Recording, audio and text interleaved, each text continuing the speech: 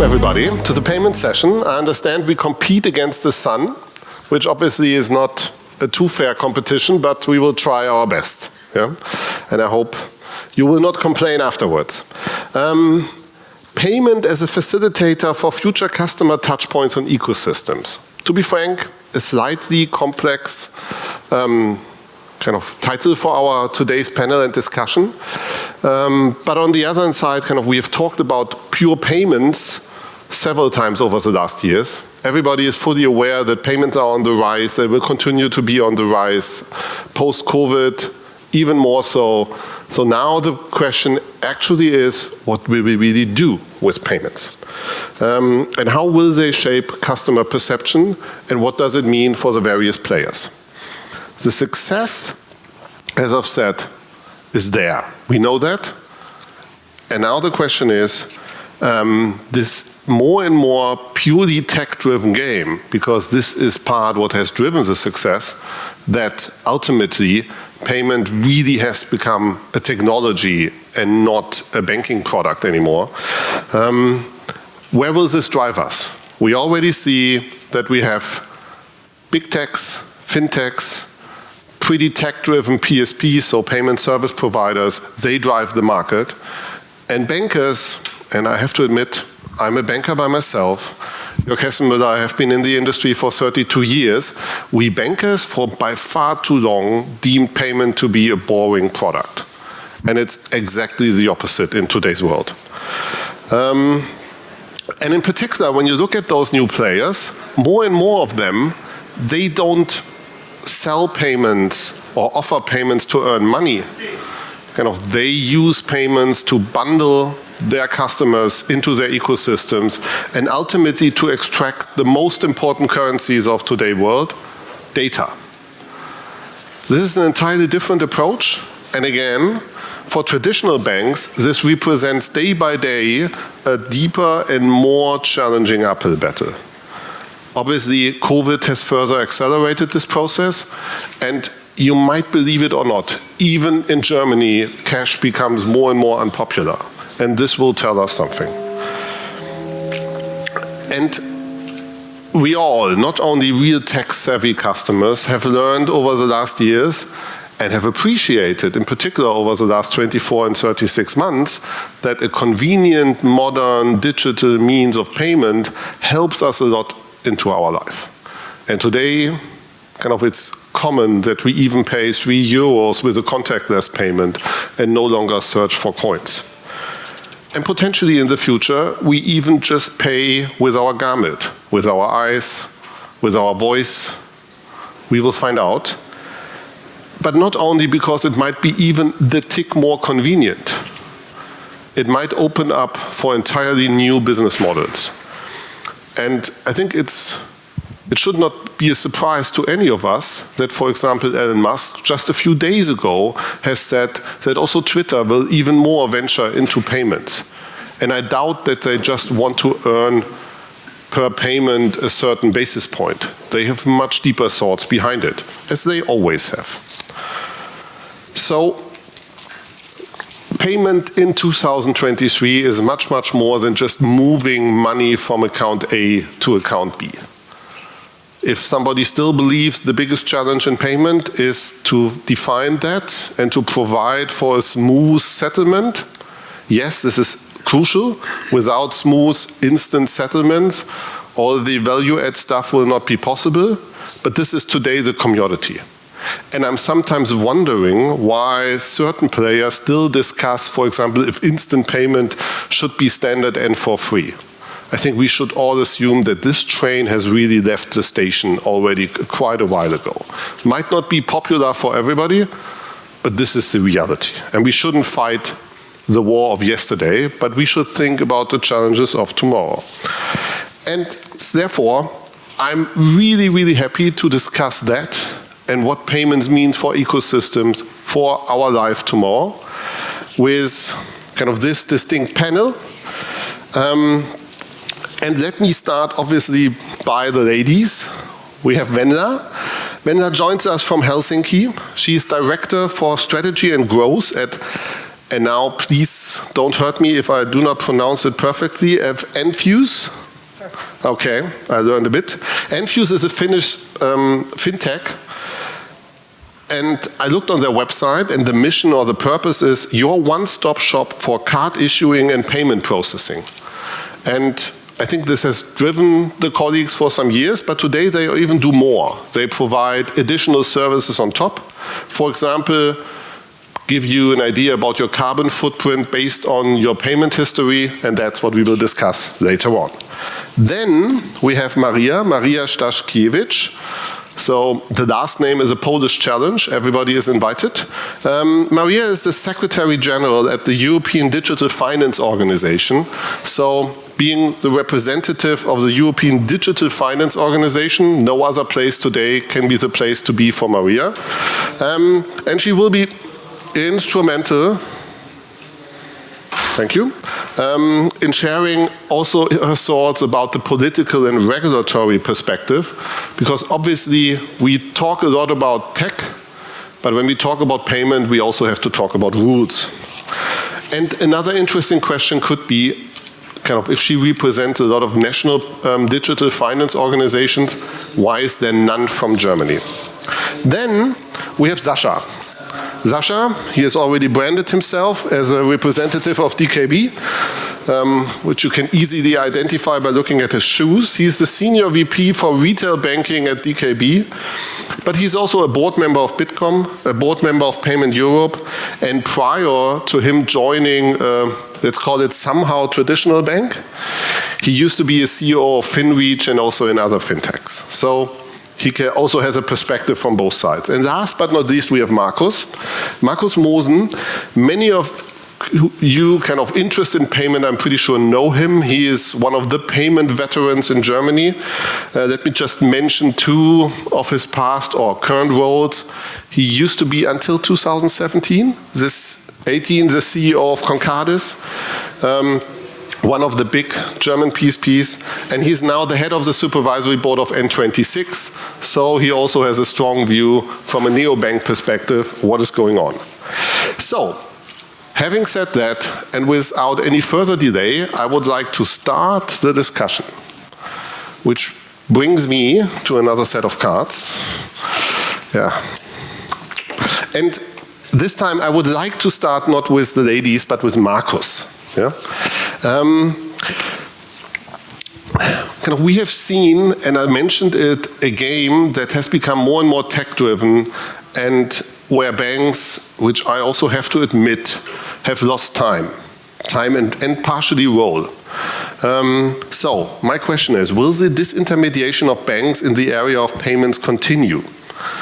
Might be a question that's easy to answer, therefore a follow-up. If the answer is yes, which players will have the biggest impact? Big techs, fintechs, neobanks, or others?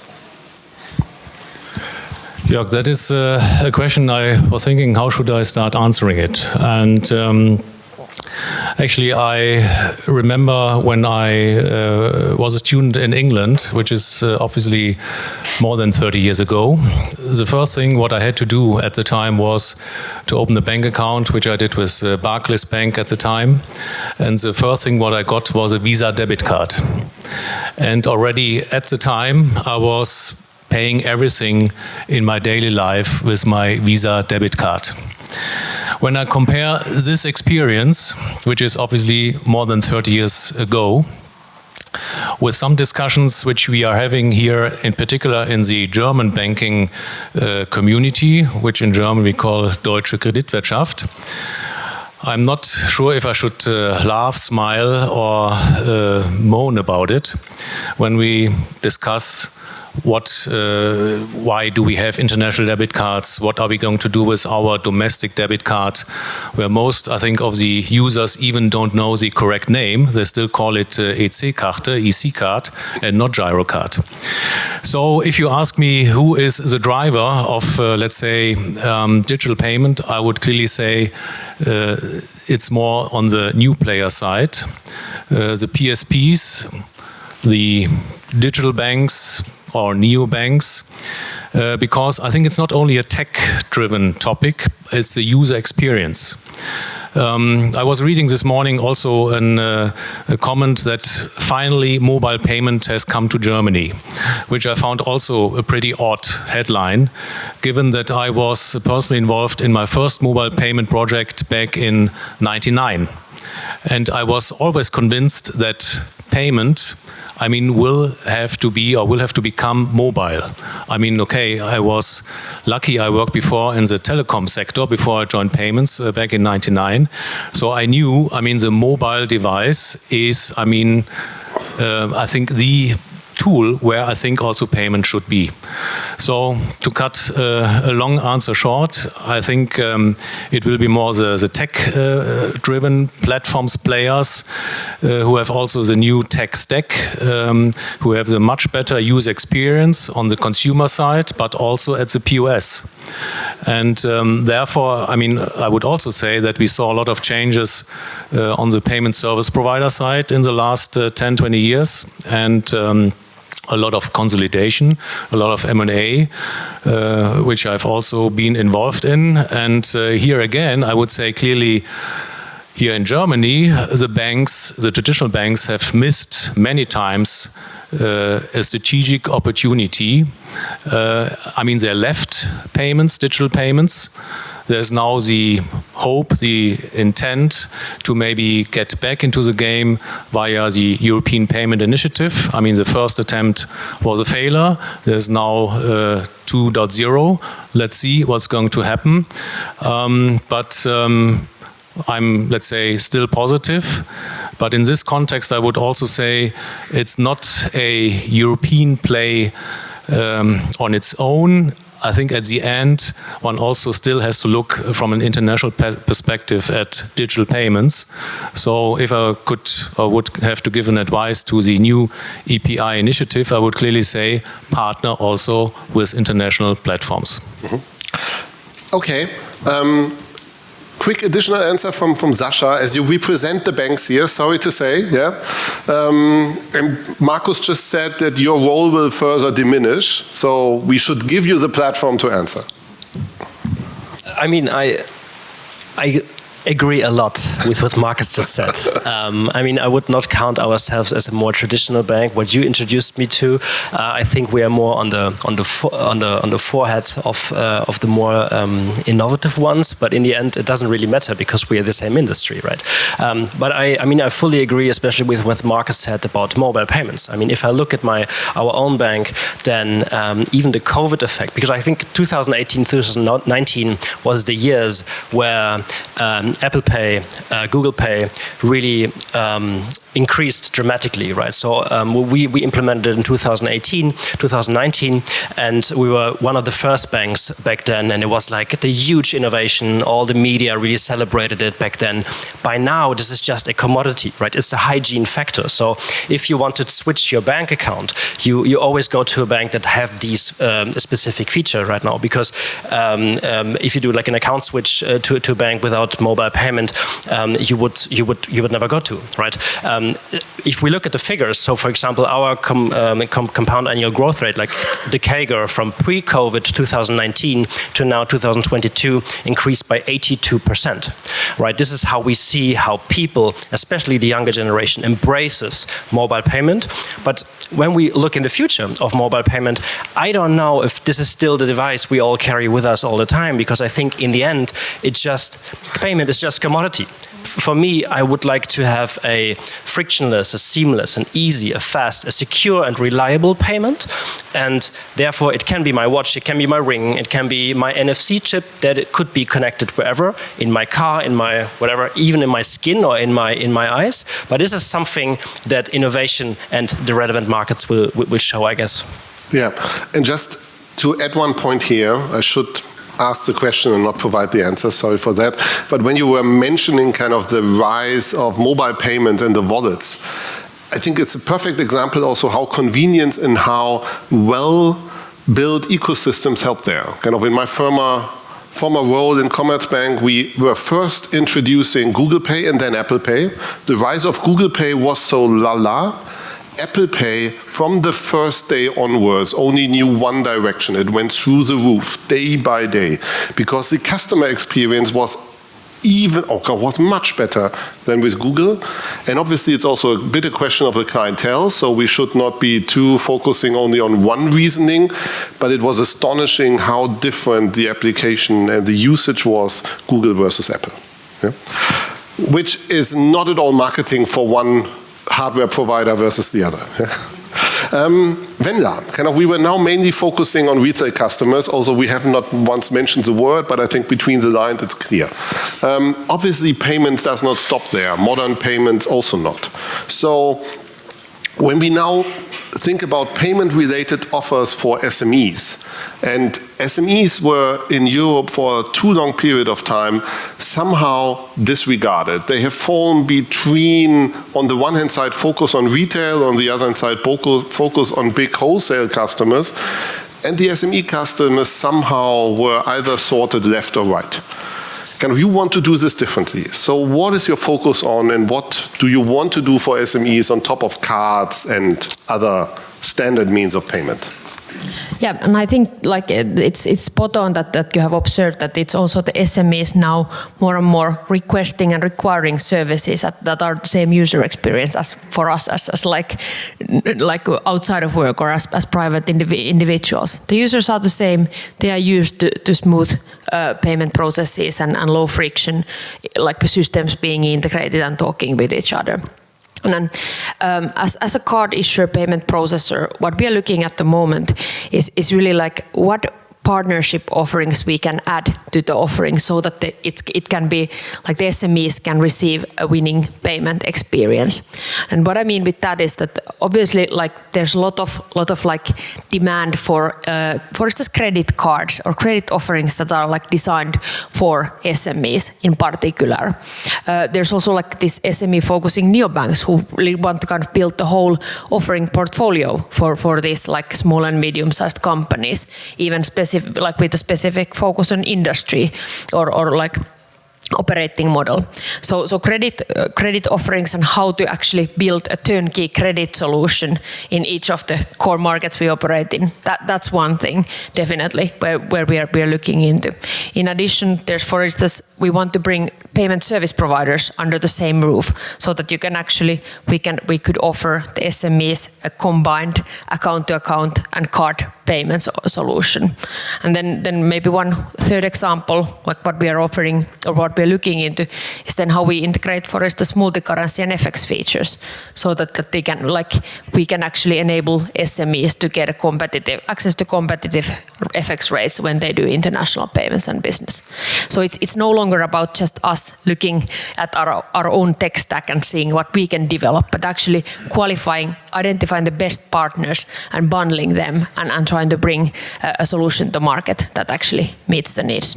And obviously when we talk about SME customers, and at the end of the day it doesn't make a difference if we talk about digital or still offline offerings, they are expert in various things, mostly not in banking, payment, etc. Yeah? So how do you solve that? Do you provide, for example, an digital shop, an SDK, and by implementing the SDK, they basically have everything out of the box and still can concentrate on what they are really good at? Yeah, that's kind of how like or what will be a successful business model here, because again it's the users or the SMEs, they are expecting kind of like solutions that talk to each other and solve a specific business need and that are really targeted to their business. Let's say kind of like, for instance, SME who wants to offer expense management based on different project budgets in a highly customized manner. They expect that they get the kind of like account hierarchies and the required payout methods, for instance, as a turnkey offering to or as an integrated solution. So that's I would say that it is kind of the focus is around finding out what are the pieces of the puzzle that will create a value-adding offering together. Okay. Great. Then let us move back to Sascha. You already were mentioning your ring and other potential tools going forward to pay with.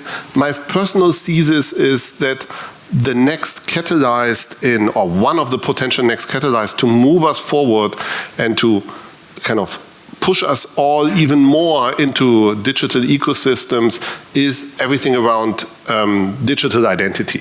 Yeah, because where a lot of ecosystem, digital models, etc., what they are lagging, including onboarding processes of banks, to be frank, is a very easy digital ensured identification.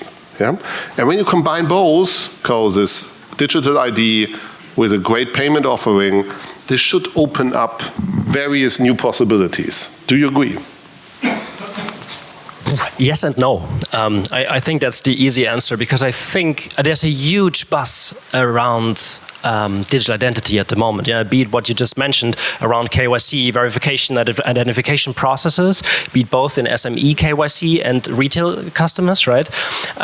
But what I am missing at the moment, because I do think it's very hypothetical, very theoretical discussion at the moment, like clear use cases and what you just mentioned, therefore derived business cases and business models. Because if we look from a perspective on digital identity, from a non-verified digital identity, we've seen so many single sign-on solutions already, like all those GAFAs, for example. I think everybody here in the room already used Facebook Connect for this one single sign-on somewhere, sooner or later, and there's so many providers and so many solutions on the market.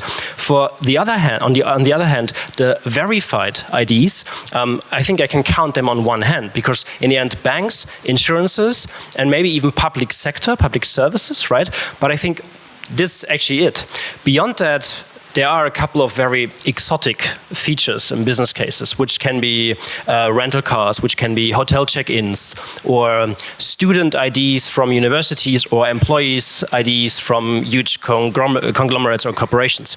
But this is still very hypothetical and theoretic and not really in practical use. And if we look from the EU perspective on what has happened in Germany over the last 10 years, I mean, we implemented from the German government the EID, I think 10, 11 years ago, and we from DKB were at the forefront of implementing this as an online or as a verification model for our customers in the onboarding process. But no customers actually use it. So we have a very, very little usage of this thing, even if we campaign it, because we try to approach customers with it and tell them, hey, why are you not using this specific method? And they say, I didn't even know this exists. And I said, yeah, but you have an ID, an EID, why not use it? Ah, okay, interesting, but where are my credentials? If we talk to providers, they say, yeah, no, there's no relevant market for it. So what we see here specifically is the typical hen-egg problem, right? And if you look at it from an EU perspective, I think how to solve it is in the end cooperation and partnerships, because there is a lot of data already in the market, right? What I just said, banks, insurances, the public sector has collected this data, and I think existing partners and new potential business models can be founded by finding a common ground to migrate this data, of course always in the ownership, very transparent for the customer, right? Because you always need to be in control. But in the end, this is not happening at the moment. It's a very high-level discussion, not really diving deep into what the customer really needs. Yeah. At least my perspective. Yeah, I might add one reason why so far kind of the German Personalausweis in his quasi-digital format was not too successful. I tried it once, yeah, and I have a certain tendency really to try things and to make it happen. Yeah, I'm not a nerd, but sometimes it goes a bit in that direction. But even this was a bit too nerdy for me. Yeah, so this has not too much to do with a convenient customer experience. Yeah? Kind of this is, to be very frank, the opposite. And I think there our people in Germany and in all other countries, this will be one of the most important criteria which will distinguish a successful from an unsuccessful, in this case, identification process. And this one, kind of, you only do this when you have really no other option. At least that's my view. Yeah? Maria, as we are talking now about a bit also public authorities, and I already introduced you as somebody who can also bring in this European regulatory and political perspective, and I think we have all learned over the last years how important, in particular, Brussels is also when it comes to payment. not only with regard to the question how much we can earn with payments, but also various other rules around. So where do we stand there, and how much support can we expect from Brussels for modern, convenient payment solutions? Or should we fear that the sum of the requirements will ultimately lead to exactly the opposite? Thanks for the question, which, as coming from Brussels, the answer will be very complex. And the easy answer is, I would say, yes, the European Commission with the focus on Commission can be helpful in that respect. Because the main driver of innovation is, of course, I'm repeating the obvious, stating the obvious, it's the competition.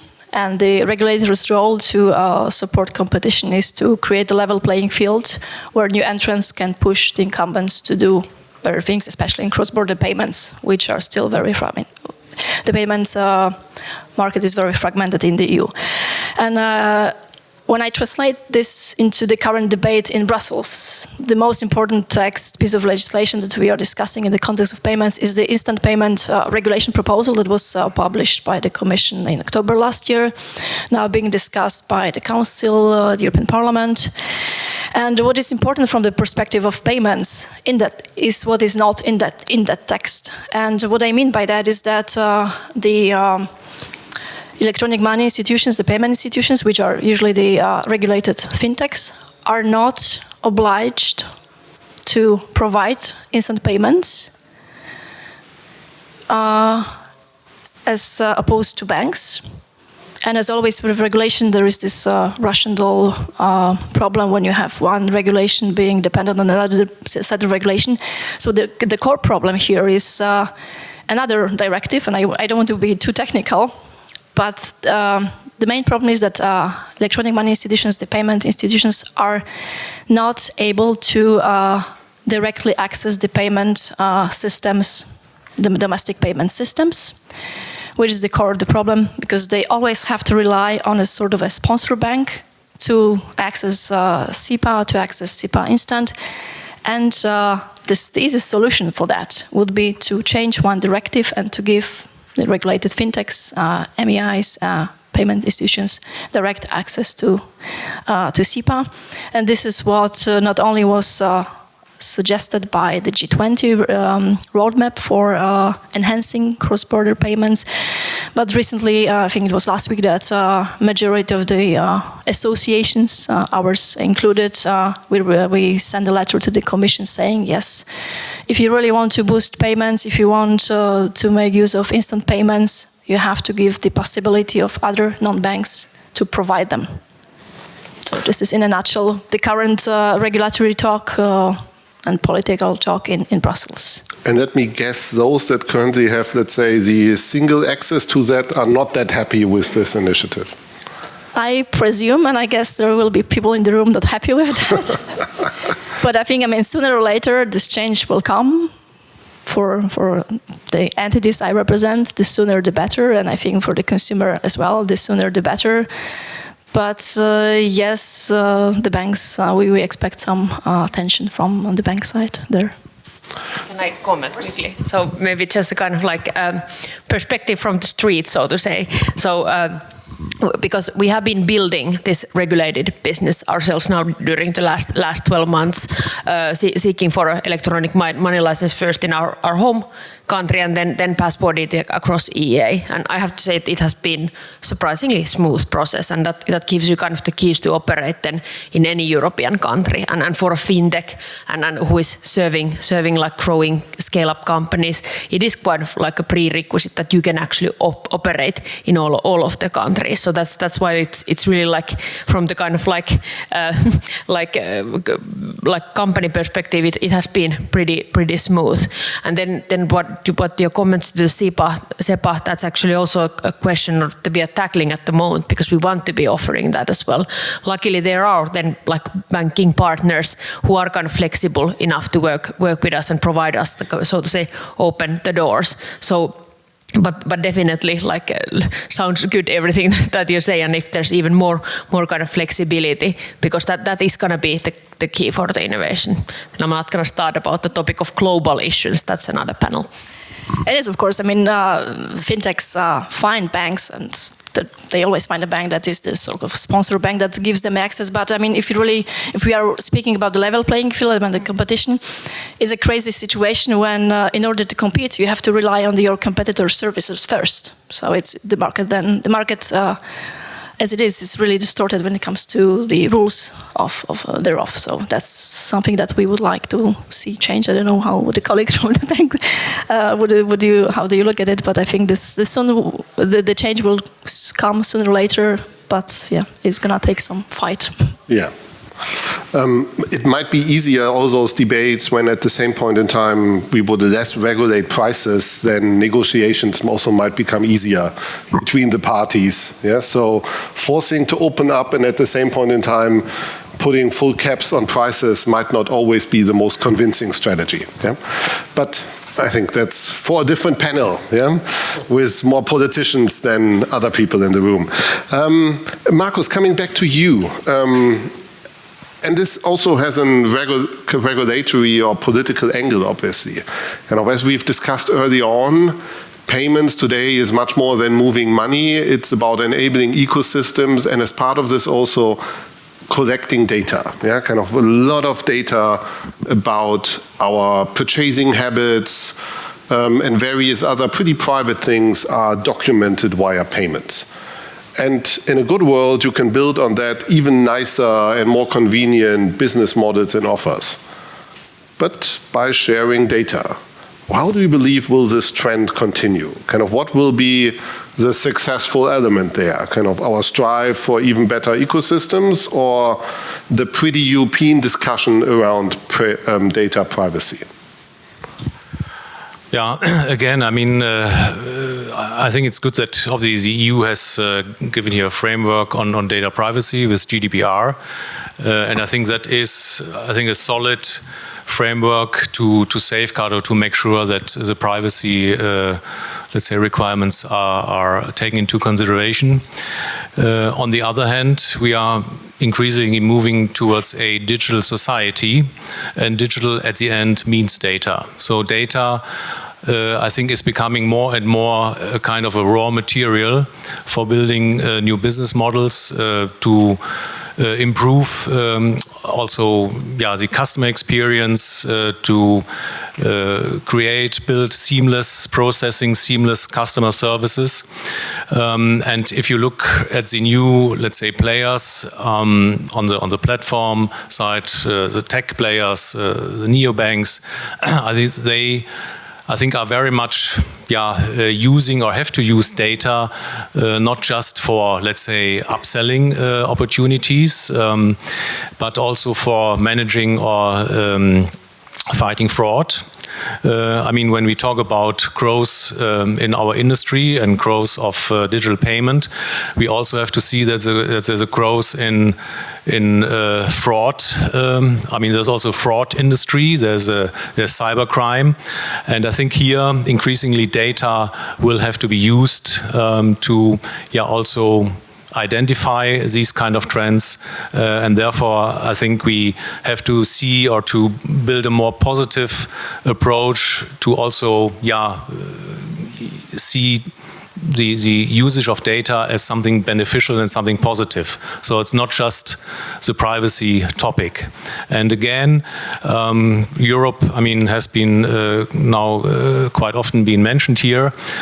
We have to build platforms and ecosystems which are not just built from a pure domestic point of view, but at least, I think, from a European perspective. And again, I would say it's more the new players who are looking at building European or international platforms.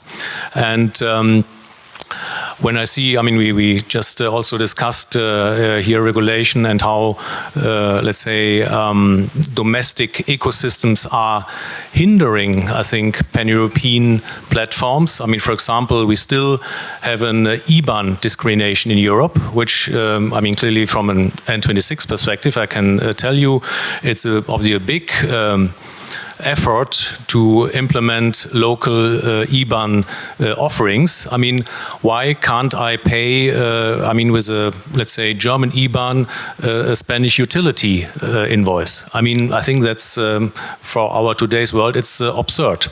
And that is for me something where I think we also have to open up and to force, let's say, the demolishing of walls and walls also in thinking on the political side. And I think data, the more or the bigger I think the pool of data is, I think the more we can actually do with it. Yeah, I think that's a fantastic example for what you could state is that Europe is still a portfolio of national rules, markets, etc., and not really comparable, for example, to the US. And IBAN is a fantastic one. Yeah. The US. We obviously all remember the discussion when EPI was initiated. Everyone, or very often, it was said we need to build something against the American platforms. I always thought, why is that the motivation? It cannot be the motivation to build something against the American, let's say, platforms. At the end, as I said before, I think we need to find smart partnering with American platforms or with other platforms generally. But I think that I would say that's something where I also don't see the political willingness really to force that through in, let's say, also the implementation of regulation. If you look at the regulatory situation across Europe, each, let's say, domestic regulator has its own thinking and philosophy and how they are implementing EU law, which I find also difficult, when you want to build something on a European basis or pan-European. Yeah. Venla, coming back to you and adding on the data question, I understand that you guys offer something based on payment data and that you help your customers to understand their carbon footprint based on the payment data you process on their behalf. Yeah? How does this exactly work? And I think it's also a nice connection to what we heard earlier today. And what else would you consider for the future? Yeah, so what we came up with a couple of years back was that there needs to be something more that what we can do with the payment data than just process or move people's money.